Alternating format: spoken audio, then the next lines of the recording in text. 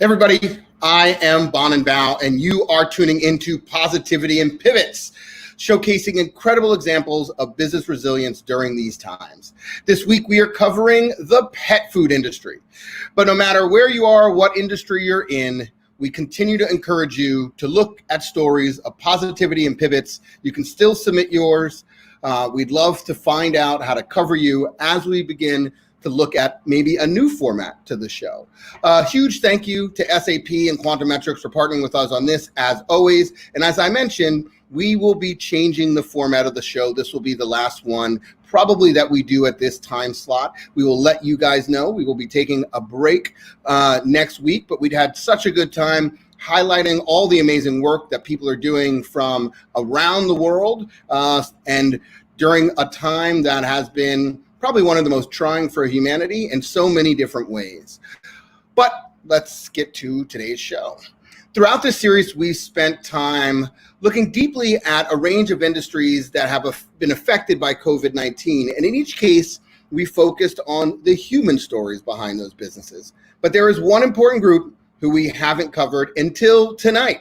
Yes, ladies and gentlemen, our furry friends, our pets.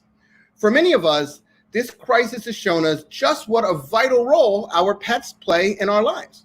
They've helped many of us overcome loneliness during lockdown and provide an overall positive impact on our mental health by providing essential emotional support.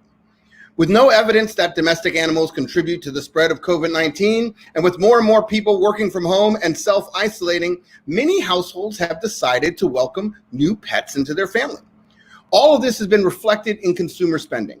Unlike many of the other industries that we've covered on the show, at the beginning of this crisis, we saw growth in the pet food category. Overall pet food sales were up by 92% in March. And when you look right here in New York, we saw a 260% increase in the sale of pet food. Much of this was largely due to the panic buying. And as revenues grow, new problems emerged, with supply chains struggling to keep up, stores trying to keep their shelves stocked, and manufacturers who already operate within the strictest sanitation guidelines had to move quickly to adopt new distancing measures whilst increasing production. It has been truly impressive to see the ways that they have been rethinking supply chain to ensure that everyone continues to have access to safe and quality pet foods that meet the nutritional needs of America's pets. And while the industry innovates, we've also seen other types of stories emerge. Thanks to coronavirus, animal shelters around the country have seen a significant uptick in dog and cat fostering and adoption. Here in New York City, some charities saw a 70% increase in fosters, with some shelters having completely emptied their kennels of these adoptable and adorable pets. Brands have also stepped up. Their support for rescue organizations, providing them with essential pet food and supplies, and charities like Red Rover have offered emergency grants to pet owners who are survivors of domestic violence and who have contracted COVID-19. Further afield, in places like India, new measures have been taken. Despite the strict lockdown, people were granted what was called feeder passes, allowing them to go outside and take care of India's abandoned and stray animals. Our furry friends have once again proven to be some of our best companions. So I guess now is an ideal time for us to take a pause and see what the future holds for this industry. But before we begin with our next guest, I'm actually going to show a video of our next guest and her pet doing some amazing things. Let's cut to the video.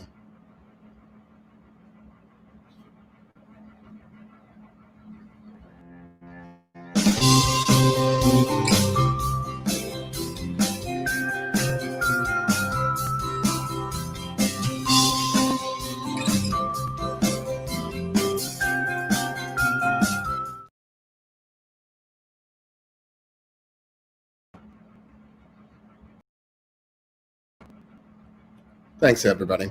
Let's bring up our next guest. So let's cut really quickly and bring up Anya. Hi. Hi, Anya. How are you? I'm good. How about you? I'm really good. So tell us who you are and just share a little bit of your background. Yeah, sure. I'm the founder and CEO of Happy Again Pet. My background is in biotech engineering.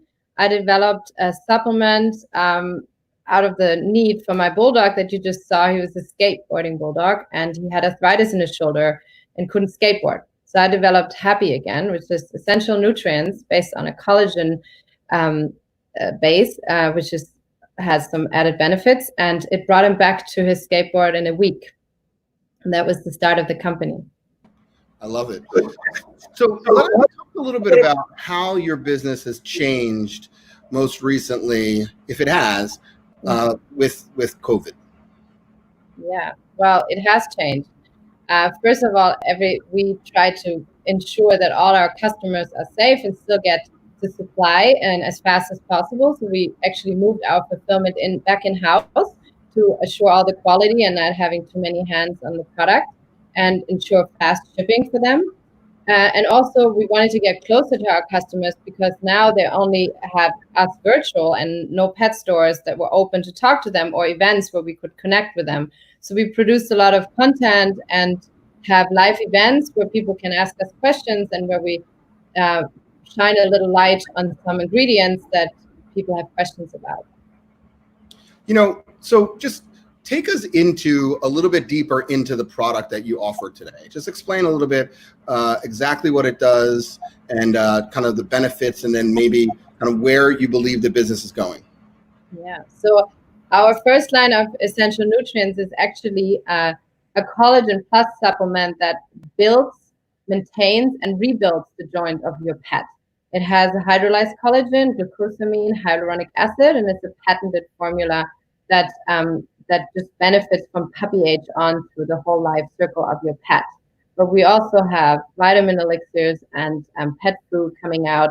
And the bigger vision for us is to strengthen that bond that you have with your pet and extend the lifespan and the health span of your pet, because that's the most important thing, that you can still do all the fun activities with your pet when he's healthy or she's healthy.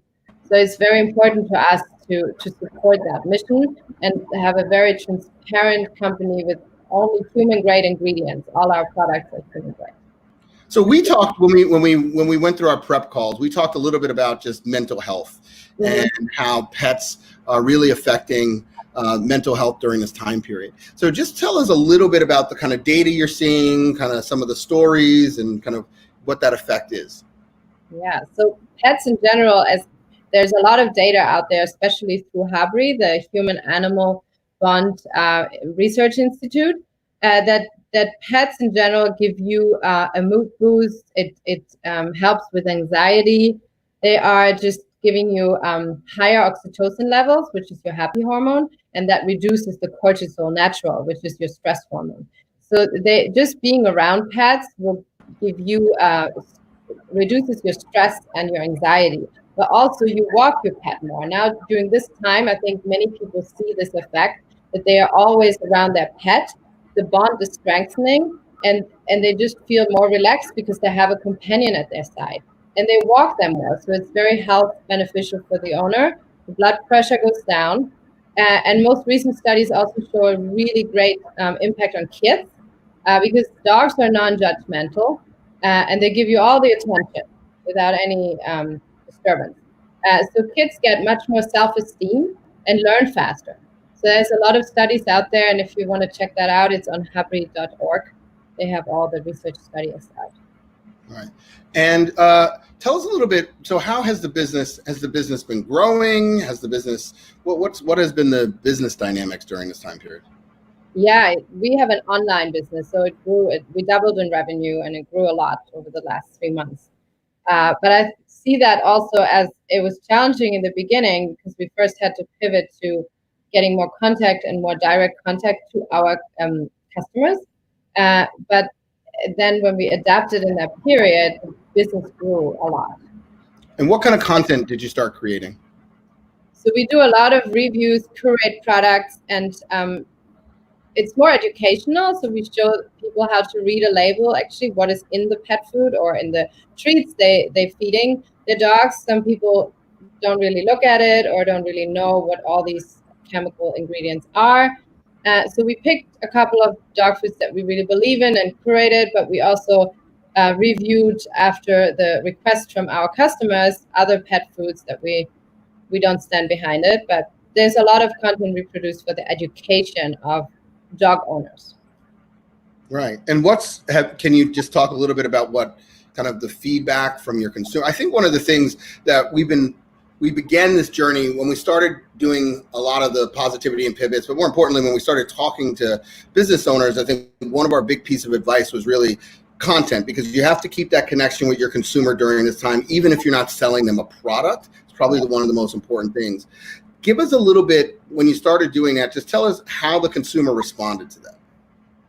Yeah, in the beginning, we had a couple of people following the Instagram, but now we have a whole group and they're all asking questions. And we're seeing on YouTube how many people are watching our videos and asking us specific questions. Which product? What do I think about this? What should they do with their dog? So it showed us really how much is out there they don't know. It's so many questions. And since the pet industry is kind of unregulated, it's kind of a wild west with a lot of marketing, but nobody really knows. It's surprising how many questions we get and how much feedback we get, especially on products. Today we talked about CBD, which is just another big thing in the pet industry as well. I'm sorry, what was it?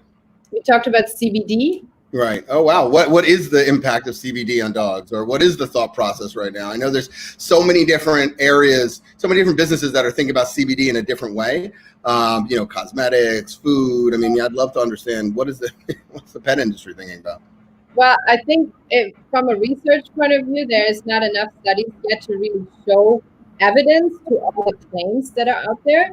There's definitely an effect on the anxiety. It calms them down. The dogs have far more receptors to the cannabidiol, to the CBD, so they can react much more sensitive to it. And the THC part of it, which the full spectrum would have a percentage of on, it's toxic for them.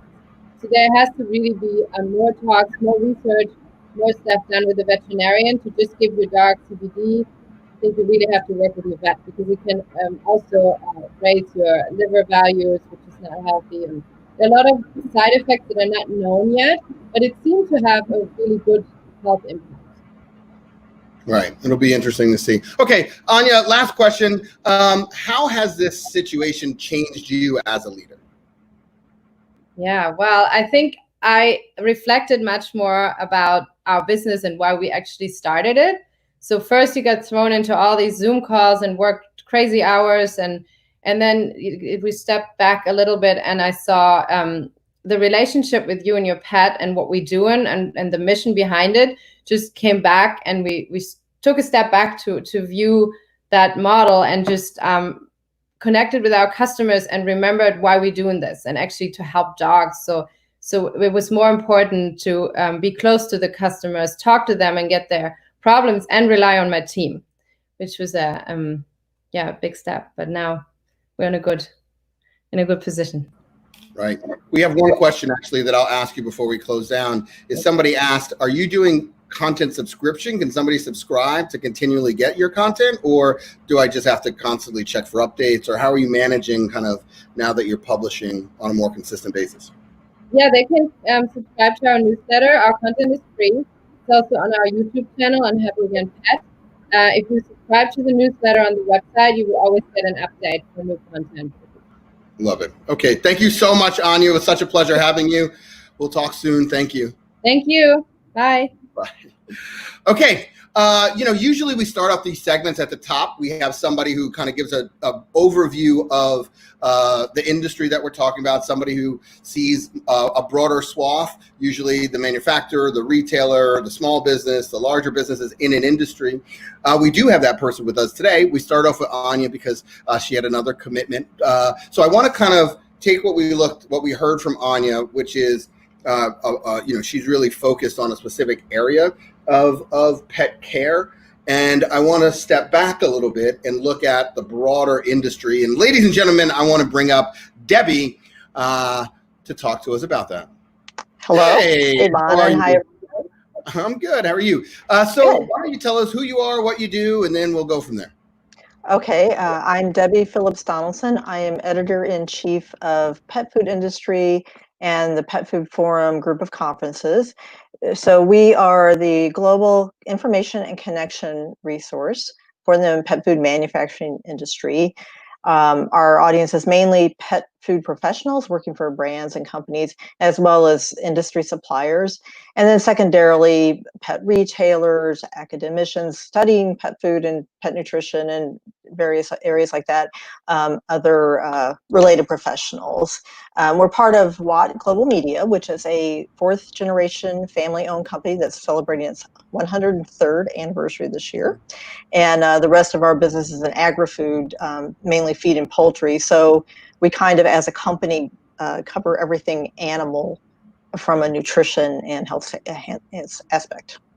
And I think, people don't, I come from the food industry or human food industry. And, the level of complexity that's in food in general. And I sometimes think that we forget that same complexity exists in the pet food Definitely space. And you kind of shared some of those with all the different players that are part of it. And I think also I had not even thought about it. A lot of my friends I talked to, when they were looking at supply chain and challenges, social distancing, new kind of guidelines and insurances around food and food safety and all that stuff applies into the pet food industry. And also the pet food industry, I think, is interesting because it's also evolved so much. You see us going from, now all the way to fresh and kind of the expansion of fresh, see refrigerators in the dog aisle, right. which we never saw the before. Grocery store even. In grocery store, right. Yeah. And so, it's just such an evolving category. And at the end of the day,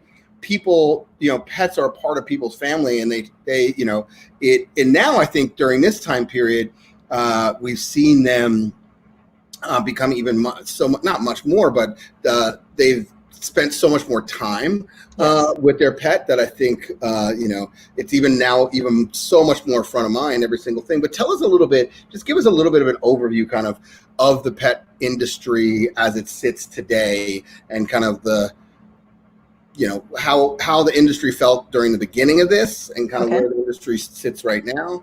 Okay, let me first back up a little bit and give a little bit of history and context. So in the last big economic meltdown, the so-called Great Recession back in 2008, 2009-ish, pet food, and the pet market overall fared pretty well. Yes, there were declines in sales, but not nearly as much as the economy overall or many other consumer goods industries.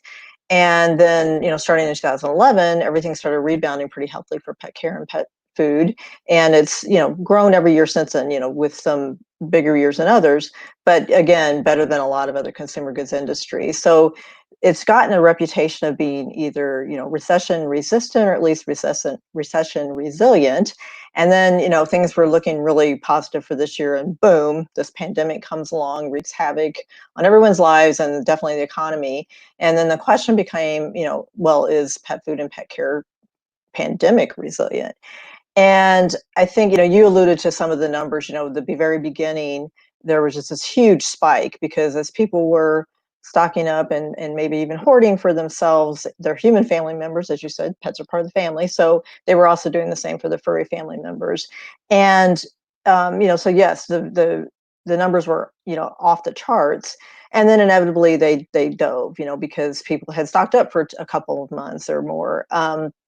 Now, and about that time, just a little more context, some industry analysts were, maybe not so optimistic for the industry for the near term, at least through the end of the year.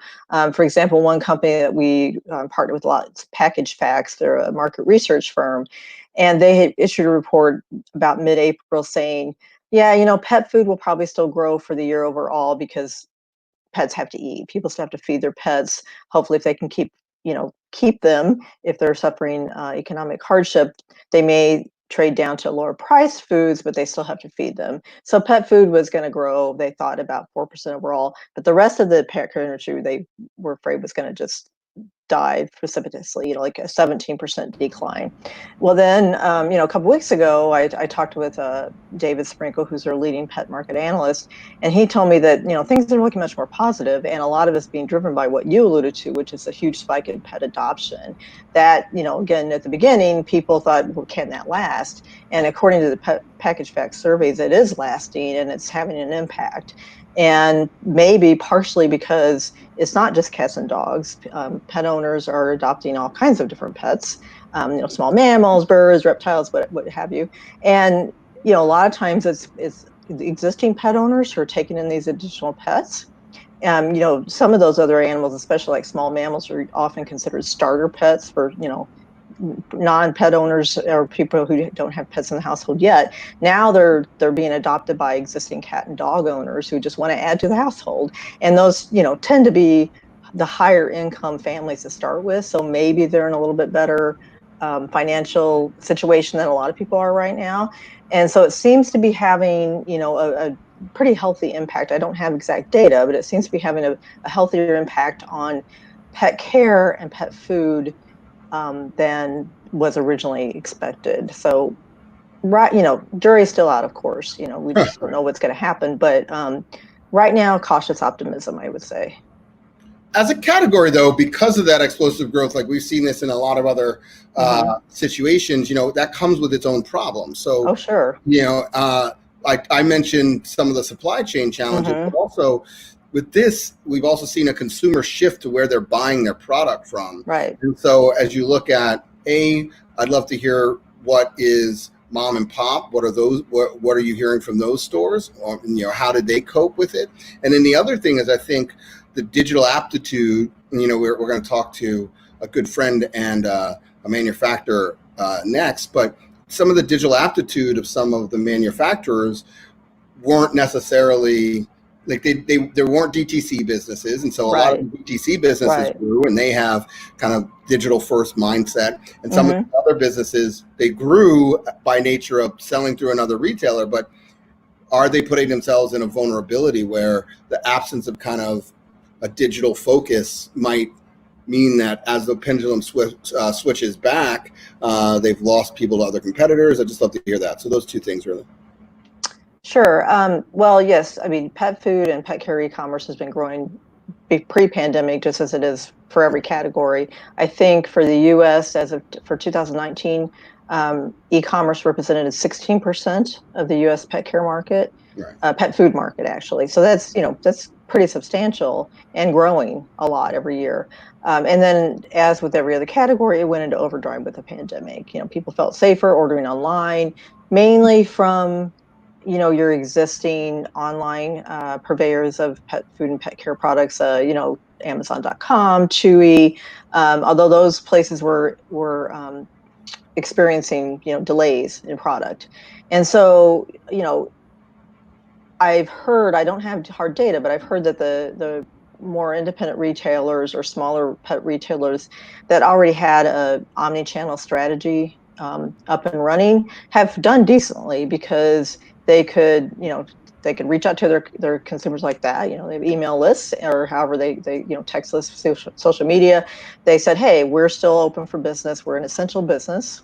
So that's an important point, is that pet retailers, pet food manufacturers, a lot of those kind of businesses were deemed essential, and they stayed open globally. And so they could say, you can still order your pet's food from us, toys, whatever you need, and either you can come get it at our store, curbside pickup, or we'll even deliver to you. And I think for those kinds of smaller, even independents, they've probably fared decently and will continue to do. The pet channel, at least in the U.S., has some resources for the non-store chains to use for setting up channel strategies like that. Long term, we're seeing some interesting data. There was it's a commercial real estate firm of all things, but they issued a survey about a month ago that they'd taken during the pandemic of consumers, I think in the U.S., saying, of all the ones that leaped to online purchasing that hadn't before, a solid 83% say they expect to continue it after things calm down. Right. And that's huge. Yeah, so long term, it is probably going to continue to roil the landscape. But it's just hard to know right now who's going to be the winners, who's going to be the losers, whether there's going to be a lot of winners, hopefully. And you mentioned direct to consumer. There's been a growing number of companies over the last several years that have launched launched on the market to start with, and they do tend to be in the quote unquote alternative format category. So not dry or canned foods, but raw, dried. They're often tout like they can deliver a customized food or diet for your dog or cat, and many of those are direct to consumer. And we've heard reports that they've just been going gangbusters too. We actually have a profile in our upcoming in our July issue of a small raw pet food manufacturer in California. She's only been in business a year. What a time to start a business, huh? But as soon as and she delivers direct to consumer. That's her business strategy. And as soon as the pandemic hit, her orders just went through the roof. Not only from existing customers, but new ones. She actually had to stop taking new orders for a couple of weeks to get her supply chain in order to catch up with new orders. So we're hearing a lot of positive things for those kinds of businesses. So for existing or more traditional businesses, it's maybe something that they want to start to look at long term, especially. Right. Well, it's interesting because there's a lot to unpack in terms of what you just said. And I think one of the interesting things, just going back to the beginning of that, is you talked about the smaller store owners and the fact that they, they have contact lists, but more importantly, I think what in there is loyalty, and they've created loyalty over time, and they've created loyalty probably by more tailored interaction. And I feel like that's one of the things that, when we across the industries, when we talk to, I know, for myself, the restaurants that I were loyal to because they showed me some of the best treatment are the ones that I went back to immediately, and we started as soon as we could. We ordered from them, and we did diversify and order off Grubhub, but the moment we could walk out and go do pickup and with a glass of wine outside, we went to the folks that we're loyal to. And I feel like that piece was the piece that people had to figure out how to continue to remind people of that loyalty and build that loyalty. And those that did that are probably going to come out of this much stronger than even when they went into it, because, people had interactions really only with the people who they trusted. And those trust bonds are just built so much stronger. So it'll be interesting to see, is that done at scale? Will that remain? What do you think? And I'm guessing the smaller guys, and this, we'll kind of wrap it a little bit. I'm guessing the smaller folks, though, are like higher price point. Yes. So are people going to continue to be willing to? Are we worried in the recession? Did we see people trading down to lower price dog food? Do we think that even though there's loyalty, they might get hurt because of value searching? Oh yeah, I think it's almost. I hate to say it, almost a given that that's going to happen, just because a lot of pet owners would rather have to trade down to a lower price food than, heaven forbid, give up their beloved pet. And we've even seen, anecdotal information where people said, heck, I gave up stuff for myself rather than, give up my pet and not be able to feed it well. But, there comes a time where you have to make a choice between, a $80 bag of dog food, for example, and, maybe a $50 one, which is still a lot of food. But I think there is going to be an impact, but I think the consumers and pet owners that are buying those really higher price, super premium or different alternative format foods, they're probably in higher income brackets to start with, and maybe they're better able to withstand whatever is happening, in their own situation or with the economy overall. But, I'm sure it's something that's top of mind for a lot of those companies that have those kinds of foods, especially the ones that's the only kind of product they offer. So a company like Americ, who I know Barbara's coming up, they have a very wide variety of lines and price points and types of food. And my guess would be that they would, have be better able to withstand, people possibly trading down, because they would have options for those people. Right. So, you talk to people across the industry on a daily basis. You're creating, the news for the industry and the trade that people are following. What are the biggest upcoming concerns that you're seeing from the industry in general? Well, I think, as with every just recession, I guess. Yeah, every area, and what we've already addressed to some extent. We just started this year doing a confidence index. So it's a survey of the same group of leaders within the industry among our audience who agreed to answer the survey every quarter. And we just we decided to do this at the end of last year before all this stuff started. And so the first quarter results were based on pre-pandemic. So we sort of had to publish them with a huge disclaimer of but overall people were very optimistic about the year ahead. We just released the second quarter one, and the positive news is that a lot of companies were reporting those increased revenues, but the confidence index is definitely down, and mainly because of the uncertainty, probably. Most pet food companies, they've had some supply shortages, especially ingredients, or maybe some transportation issues. But I think those have been fairly localized and short term. I think the industry's handled it fairly well. If anything, they're dealing with higher prices for ingredients, especially meat ingredients. But I think most of them, have been able to weather that or plan for that. But there's disruptions everywhere along the supply chain, and it's just a real unknown.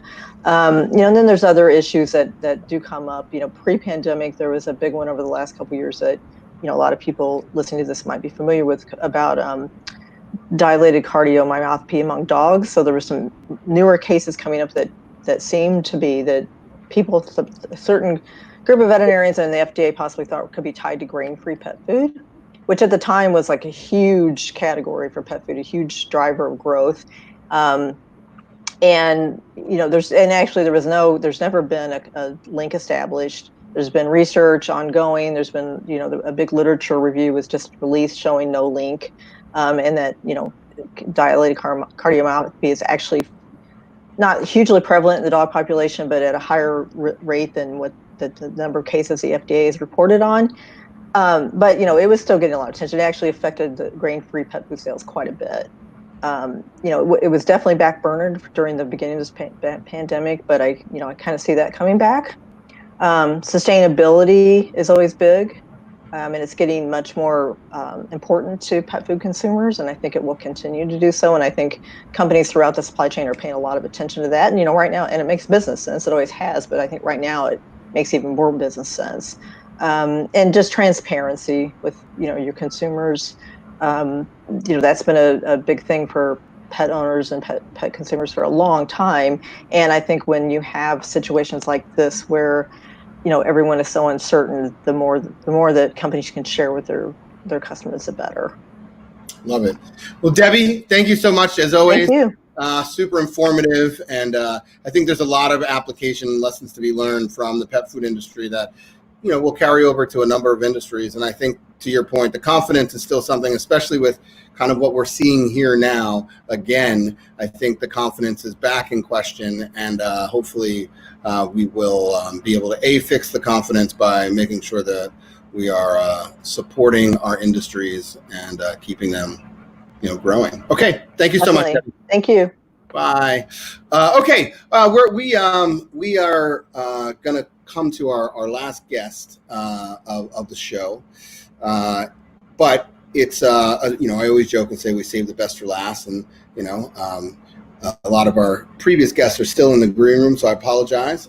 But we did save a very good friend of mine, Barbara Liss, who I'll let her tell you what she does and who she is, and I'll give her the pleasure of doing the same that I gave everybody else. But just somebody who I look up to, and I really value them as a marketer, and I value their approach. And she's a mom, and she's a very caring individual, and so I'm just excited to be able to have Barbara, and she's super smart, so we're going to hear a lot of that. So all right, Barbara, who are you and what do you do? You were doing such a good job. I'm so emotional these days, I might start to cry. So it's great to be here.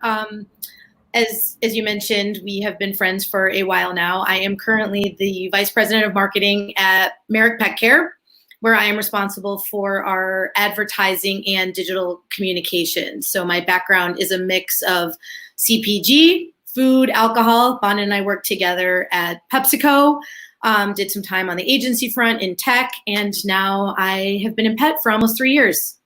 Right. You know, it's so funny. I forget about the tech stint. We have known each other for a long time. I still have my Motorola. Right. I forgot about that. Drives people crazy. So we've talked even before prepping for this. We just had conversation, just catching up with each other. And first, I guess the question I would have is just the first one. What was the impact on the business? Like, what's the COVID impact on the business? Yeah. I would never want to say we're fortunate in this situation because that's just not appropriate. But people need their dog food. And for us, we're incredibly passionate about the food we make and making sure it can get to our pet parents. So for us, we take safety first as far as our employees go, all of our manufacturing facilities. So really making sure that there would be minimal impact there to not only our employees' health, but to our operations. We didn't want to have to see any downtime. And then I think to the people from an emotional perspective, from working at home, making sure that there was, an easy transition. Again, these words seem so surreal to think about this when it's all hit a couple of months ago. But we've been lucky. We've had, everybody has been safe.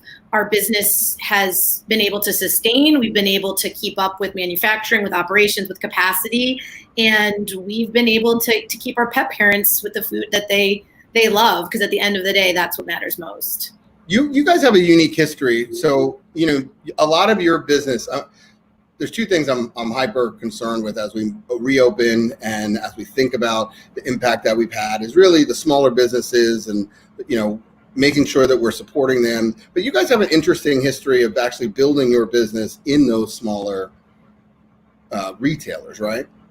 Yeah, well, and I mean, it's in two ways.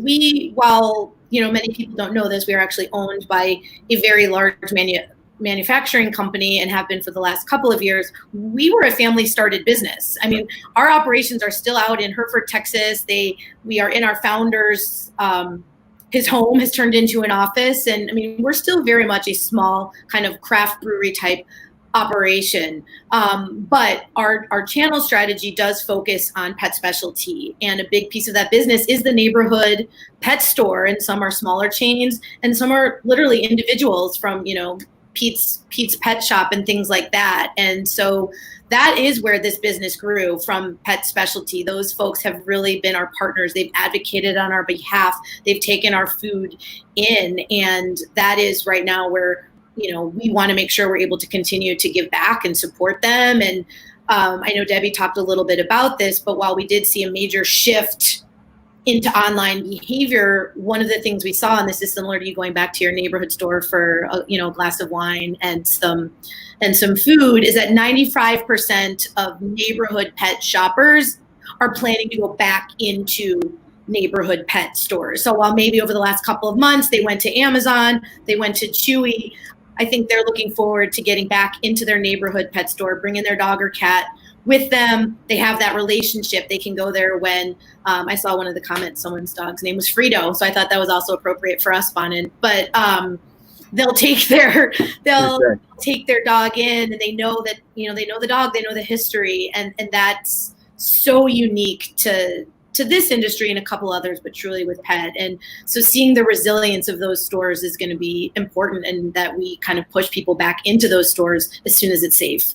That's a good point. It's a really good point because to your point, there's 2 points of relationship. I guess you see the same thing, or I guess you used to see the same thing more with like a toy store or like with kids, but there's 2 points of relationship. One is the owner in the smaller or specialty has a relationship with the dog and the pet owner. And so treat my dog as well as you treat me. And, that's interesting. I never thought, I hadn't thought about that. I think it's almost more important. I mean, a lot of people care a lot more about their pets than potentially members in their family, especially after the last 90 days. I mean, Come on.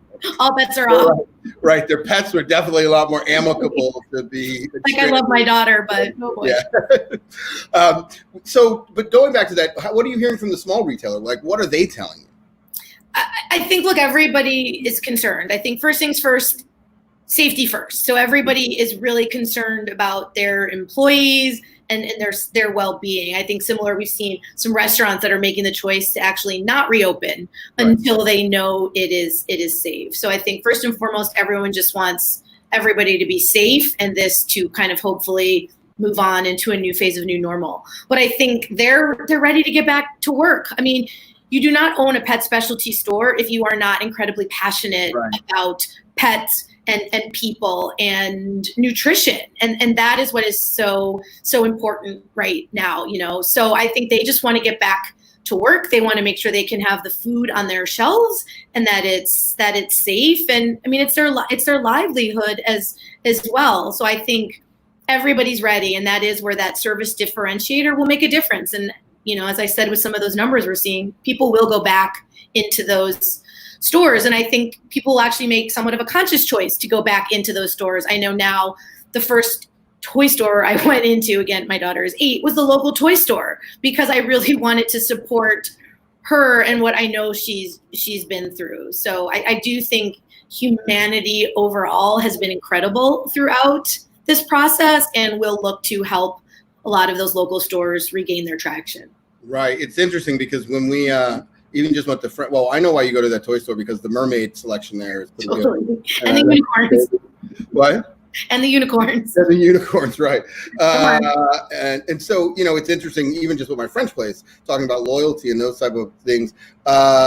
We at the Italian place, with the French place, they had a very limited menu. And I was like, man, guys, I just need some like vegetables in my life. Like, I want to dine with you guys, but I definitely need some vegetables. Can I just go get some vegetables and you guys just will saute it with the meal so I can? And they were like, yeah, of course, you know, like, and so it's just a different, you know. But that's also because you've built that relationship with them. And just like if you go into your pet store and you're like, I need something, and maybe they don't have it, they'll go out of their way to get that for you, where someone else won't do that. So that's where the relationship and your sparkling personality, you know, come into play. Of course it does. What so talk to us about DTC. So we're seeing DTC everywhere. DTC this, the DTC businesses are growing, the market shifting to DTC. PepsiCo into this craziness announced DTC. Like, where is your head at when it comes to pet food, DTC? I mean, you can speak broader, but I mean, just even alcohol is like, okay, now we just gotta, you know, like text and, you know. I think it's an interesting model, and I think it can certainly lead to customizations. I think it can lead, you know, to a lot of different things. For us, with our kind of small manufacturing and operations and our partnerships with our retail partners, that's not something that's in the cards for us. So we will not become a DTC manufacturer. But I think the way brands like Amazon, Chewy, even Petco, PetSmart with their buy online, pick up in store, like, everybody has been able to deliver things almost immediately, outside of, you know, what's happening with the UPS and, you know, things like that. And I thank them. So please, this is not a knock on the UPS. But I think unless you have such a unique product that can be that niche that it has to go direct to consumer, I think consumers at the end of the day are going to seek out a product they want. And if the only way they can get it is from a direct to consumer to their house, great. Or they'll order it through a retail partner, because it's the choice and the quality of the product that's going to drive the consumer behavior. I think the pieces of convenience are there no matter where you buy from at this point in time. So I think businesses will continue to grow, and other businesses that aren't D2C will be fine and continue to thrive as well. I think there's room for enough choice in the market today. It certainly sets you up for success if something like this happens again, and there's, you know, all of a sudden issues in the supply chain, but it can still be just as complicated. So, no, it's interesting. It's interesting because an interesting perspective, I think, across the board, which is, you know, because you guys were established in retailers that also have online commerce, you guys didn't really feel, you know, because if this was, I remember when we were building the e-com business at Mondelez, there were people who were like, are people ever going to buy Oreo online? And we're like, oh, okay, guys. So we're striking these. Imagine had and that was only 4 years ago. Yeah. Imagine had that infrastructure with Amazon relationship, Alibaba, that stuff wasn't in place during this time. That would have been a nightmare for many companies. Good. No, I agree completely. If we didn't have access to those other distribution channels, not being able to go direct to consumer would have been a nightmare, especially as we saw a huge spike in Amazon and Chewy kind of in those first months of COVID. I think Debbie talked about that massive spike. I think Neighborhood Pet, Petco, PetSmart all saw their e-commerce business spike. And so I actually think a lot of the retail partners in pet have been slower to the e-commerce space than other industries. You've seen Target invest immensely in e-commerce over the last couple of years. And I think pet follows human a little bit. And so in some instances, it's a little slower. And I think some organizations were farther along than others. And I think some are going, okay, we probably should have been a little faster and have had to really learn on the fly, but have done a great job, again, with the buy online, pick up, staying open, really meeting those pet parent needs, because it's a critical piece of your family. And if you can't, even the hamster food, like everybody needs those pet supplies.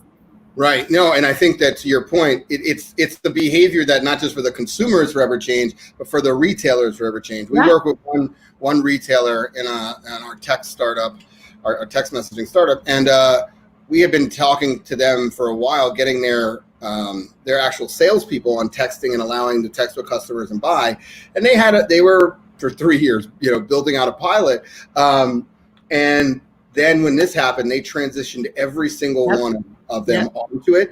And I got a phone call from the senior leadership there, and they said, if it wasn't for this, we don't know, what we would have done. And so it's interesting. And it was just, and the even more funny thing is that it's everybody thought they couldn't, and now they could, and for the better, I think. And the question is going to be how much of that behavior sticks and how much of that, knowledge base remains in place. For the retailers, they're forever changed. There's no way of rolling back. But there's 100%. A lot of manufacturers that might, as the world kind of feels like it's going back, might go back. That's an enormous, depending on your size, that is an enormous investment in that infrastructure. Right. But I agree. We got more calls in the last 30, 60 days on, we need e-content and we need all your images. And all these people are shopping online now. So I agree. I think the retail environment's changed. I think shopping is changed. We talked about our relationships with these smaller pet stores, and our business was built off of recommendation and the pet store associate spending time with you in the aisle with your pet. And I think moving forward, at least in the next 6 to 12 months and maybe more, there's not going to be as much browsing. Like, you're going to put your mask on, you're going to go into your store, maybe in the next week or two, you're just excited to be back. You'll I know I spent more time at the Gap than I should have. But you're going to go in, you're going to get what you want and get out. So I actually think that pre-shop is going to be more important than ever. So whether it's advertising, ratings and reviews, your own website, I think that upfront research piece is going to be so much more important, because people aren't going to want to spend as much time in the store face to face and thinking through things. So for us, that's kind of another behavior shift that we have to take. How do we take the in-store pet associate and ambassador and really make sure we can translate it online? Well, let's talk a little bit about that. I know we're going over, but so if you look, then DTC's original proposition for winning, there was a different product, usually a slightly different product than what the big guys put out there. So you look at a Dollar Shave, but a lot of it was owning the direct relationship with the consumer and being able to ship directly to them.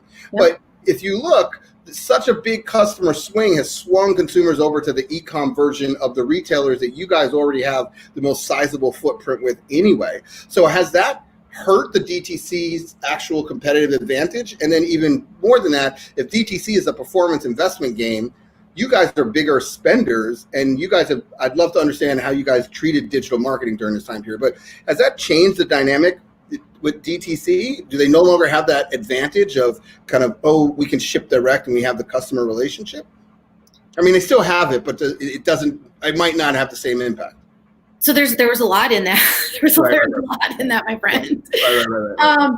I think, kind of going back to the DTC, I think if there's a product that you like and is unique, you are going to continue buying that.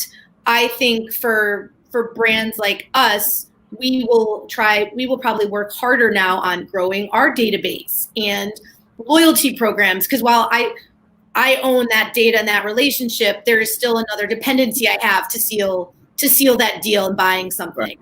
But I think there's a parallel in the D2C and the pet store, maybe more so the pet store of the past, because DTC is totally dependent on advertising and maybe word of mouth, but like that's the only way I'm going to hear about something and do something. Whereas we have been fortunate that when people go into the pet store, we have these fantastic ambassadors who feed our food and have seen the difference it makes in their pets.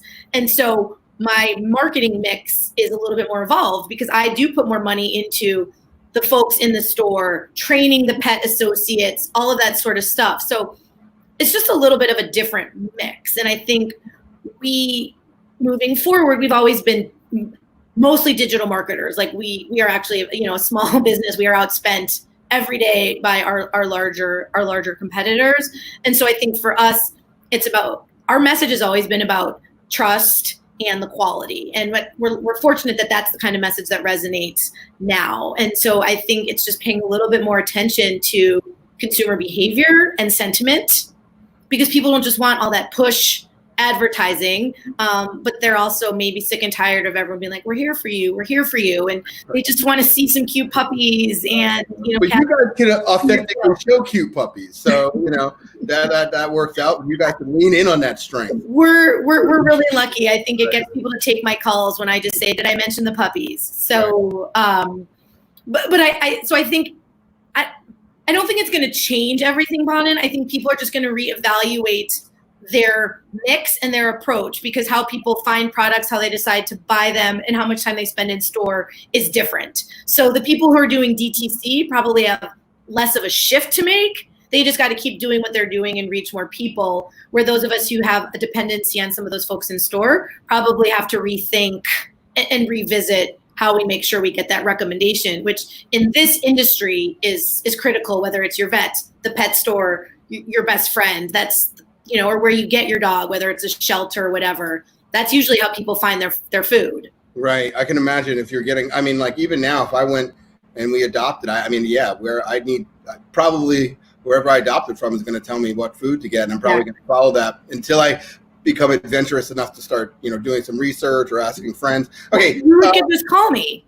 Or I should just call you. Yeah. Sorry about that. Yeah. Sorry. I'm a little slow today. Hello. But talk a little bit about how it changed the culture, how your culture has been during this time period. Just give me a little bit about that. Yeah. Merrick, like I said, it started as a family company, and we truly have a family culture. So from top down, my boss, our CEO, to how we operate, we are a family first culture. And so I think first things first, it was that care for our teams. So are you safe? Is your family safe? I think we went into hyperdrive there. We are not a work from home culture. Like we are in the office, we are in our manufacturing facilities. And so I think that was a big adjustment, is how do you maintain a family culture, a drop-in, pop into someone's office culture in a Zoom environment or a Teams environment? So making sure we were doing things like happy hours and coffee talks and checking in with people, because we are a very high touch company. And so making sure everybody kind of knows what they need to do, but still feels part of that. And we have, a lot of folks who have families, and so they're dealing with very different struggles on a day-to-day basis than I have other folks on my team who are living at home alone. And this is a really hard time to be alone. And so as an organization, we tried to, we gave people gift certificates to order food online. We sent everybody a mask from a charity that we work with. We sent people dog bowls and Yetis, and just really tried to keep up some of the things that make our culture special while people are at home. Right. I think it's a beautiful thing and I think it's a skill that we were never taught how to manage via distance. And so I think everybody's been in that learning curve, and it's been crazy to hear the answer to that question. But okay, so specific to you, how has it changed you as a leader? It's been challenging. I think if I think about the two most important things in this time period, one is empathy. And I would give myself a fairly solid grade there. I think I'm an empathetic person and understand my team. You can ask them for feedback later. But I think the biggest the biggest challenge for me in this time period has been prioritization and making sure my team understands what to work on. And now to everybody and the millions of people who I'm sure are watching, and it's not my strong suit. And so I've had to really work at that and have regular meetings with my team to make sure we're all focused on the right things, because your emotional energy is going so many places that it wasn't before, that the time you spend doing work has to really be about the most important things. So I think for me, hopefully I will come out of this, again, talk to my team in 60 days with a greater ability to help them and myself prioritize, really tackle what's important and figure out what's not, and how do we push it aside. And I think finally I've learned how to balance having a home office and a mermaid cove all in the same space. So at the end of the day, that's a big win. So. And I'm sure you've been, teaching. You also have a classroom someplace in there as well. Yes, we are homeschooling. Thank God that's over. So if I have to measure one more thing with a paper ruler, I'm going to lose my mind. But. Well. You know what? If there's anybody who can get it done, and I know so many out there have been doing it, but Barbara, I have a lot of faith in your ability, and you are an empathetic person, and I think that's what a lot of people enjoy about you, and I'm sure your team appreciates, the time you take to do it. And so much to learn from that conversation. I'm sure we will go back and unpack a bunch of those sound bites and push them out, but it's always a pleasure to have a conversation with you. Again, I enjoy it from the bottom of my heart, and thank you for being a friend. And so thank you so much, Barbara. Thank you. Love you, buddy. Bye. Thanks, everybody, for tuning in. Again, as I mentioned at the top of the hour, this will be our last episode in this format. We're going to definitely change the time. Everybody wants to be out, and it's Thursday night, and I'm sure many of you now are looking for new things to do with your evening. Having spent 3 months on Zoom, I'm sure the last thing you want to do is continue to spend these precious hours that you have to yourself in the evenings on Zoom again. So we're going to change that. And we'll come back to you and let you know what that's going to look like and share that with everybody. And we hope that you guys continue to be a part of our audience and our virtual family. And it's just great. I know every time I look in the chat, so many people who have been with us for all 10 episodes of this. We initially, if you remember, we said we were going to do 10. We are going to do more, just in a different format.